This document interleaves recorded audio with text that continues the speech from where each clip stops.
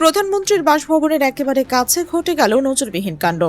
বিরোধী দলীয় মূল নেতাকে হঠাৎ ছাকায় করে পুলিশ গাড়িতে তুলে নিয়ে যেতেই থমথমে হয়ে উঠল দিল্লির চত্বর। আর তার পরপরই পুরো ভারত জুড়ে এক আতঙ্কের আবহ তৈরি হলো। রাজধানীতে ছড়িয়ে পড়ল এই দাবানল এখন সীমান্ত পেরিয়ে বিদেশেও প্রভাব ফেলতে শুরু করেছে, যা হঠাৎ করেই এক বিরাট অনিশ্চয়তা ও নাটকের জন্ম দিয়েছে। ভারতের তরুণ দল বা জেনজি শিক্ষার্থীদের এই বাঁধ ভাঙা রোষ এবং তার পিঠে আইন শৃঙ্খলা বাহিনীর নজিরবিহীন অ্যাকশনকে কেন্দ্র করে চারদিকে উত্তাপ প্রতিদিন মাত্রা ছাড়িয়ে যাচ্ছে। দিল্লির সীমানা পেরিয়ে এই তীব্র আন্দোলনের আজ এখন দাবানলের মতো আছড়ে পড়ছে দেশের প্রায় প্রতিটি প্রান্তরে, যার জের এক মারাত্মক এবং সঙ্গীন পরিস্থিতিতে এসে দাঁড়িয়েছে ক্ষমতার শীর্ষে থাকা নরেন্দ্র মোদী সরকার। থমথমে ও চরম শ্বাসরুদ্ধ করে আন্দোলনের জের ধরে গতকাল অত্যন্ত নাটকীয় এবং অপ্রত্যাশিতভাবে ভারতের প্রধান বিরোধী দলের নেতা রাহুল গান্ধীকে খোদ প্রধানমন্ত্রী নরেন্দ্র মোদীর সরকারি বাসভবনের ঠিক বাইরে থেকেই তড়িঘড়ি করে আটক করে নিয়ে যায় পুলিশ। যদিও পরিস্থিতির ভয়াবহতা উপলব্ধি করে চারদিকে চাপ টের পাওয়ার পর তাকে ছেড়ে দিতে বাধ্য হয় আইনশৃঙ্খলা রক্ষাকারী বাহিনী। গোটা দেশের নড়বড়ে শিক্ষা ব্যবস্থা আর তার ভেতরে গলদ নিয়ে তরুণদের এই অদম্য ক্ষোভ প্রতিবেদনের বিস্ফোরণ আজ বুধবার 22 জুলাই পর্যন্ত সমান তালে এবং আরও উত্তপ্ত অবস্থায় বহাল রয়েছে।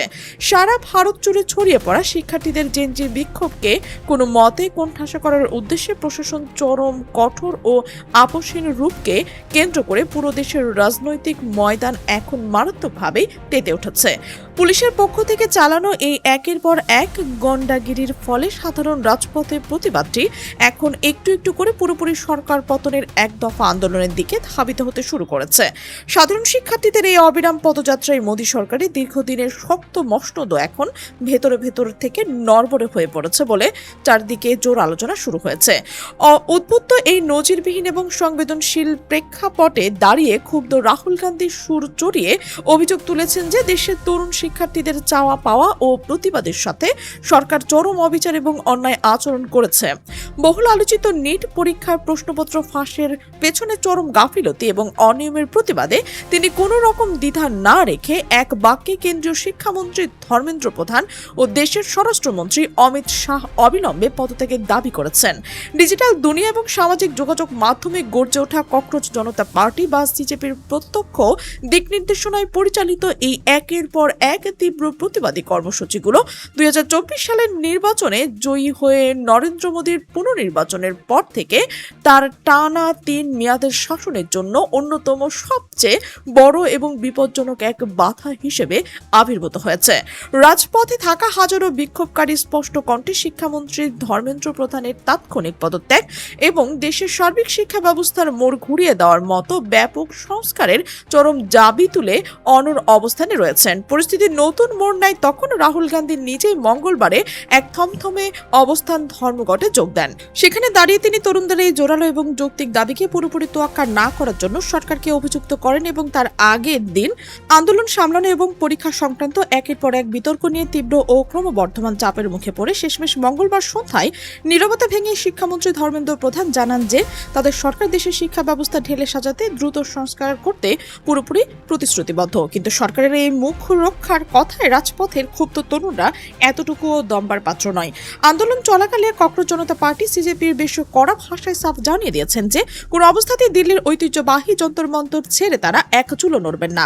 আর সেই কথারই প্রতিধ্বনি দেখা গেছে আজ বুধবার ভোর হতেই সকাল থেকে সে ঐতিহাসিক আন্দোলন স্থল যন্তর মন্তরে সাধারণ মানুষ এবং শিক্ষার্থীদের ভিড় হু হু করে বাড়তে শুরু করেছে এবং পুরো এলাকায় এক বিশাল জটলা তৈরি হয়েছে। সবচেয়ে বড় চমক হলো ভারত জুড়ে ঘটা এই তোলপাড় করা ছাত্র বিক্ষোভের ঢেউ আর দেশের ভৌগোলিক সীমানার ভেতরেই বন্দী নেই। এই প্রতিবাদ শক্তিশালী স্ফুলিঙ্গ মহাসাগর পাড়ি দিয়ে শুধু নিউ ইয়র্ক ঐতিহাসিক লন্ডনের রাজপথে গিয়েও আছড়ে পড়েছে। সমাজকর্মী ওয়াংচং এর সমর্থনে একযোগে এই দুটি আন্তর্জাতিক মেগা সিটিতেও জোরদার বিক্ষোভ ছড়িয়ে পড়েছে। নির্ভরযোগ্য পিটিআই সূত্রের বরাত দিয়ে আনন্দবাজারের বিশেষ প্রতিবেদনে প্রকাশ করা হয়েছে যে রাজপথে ও অনশনে থাকা ওয়াংচুং এর লড়াইয়ের প্রতি পূর্ণ সমর্থন এবং সংহতি জানিয়ে যুক্তরাষ্ট্র একটি পরিচিত অ্যাডভোকেসি গ্রুপের বিক্ষুব্ধ সদস্যরা একজোট হয়ে নিউ ইয়র্ক এবং সান জোসে শহরের রাস্তায় বড় আকারের বিক্ষোভ প্রদর্শন করেছেন। শুধু যে নিউ ইয়র্ক কিংবা সান জোসে এই আলোড়ন চলছে তা নয়, একইভাবে লন্ডন এবং আয়ারল্যান্ডের ডাবলিনেও হুবহু একই ধাঁচে এবং একই দাবিতে তীব্র বিক্ষোভ গড়ে তুলেছে সেই একই অ্যাডভোকেসি গ্রুপের একরোখা সদস্যরা, যা এই আন্দোলনকে আরও এক অভূতপূর্ব মাত্রায় এনে দিয়েছে।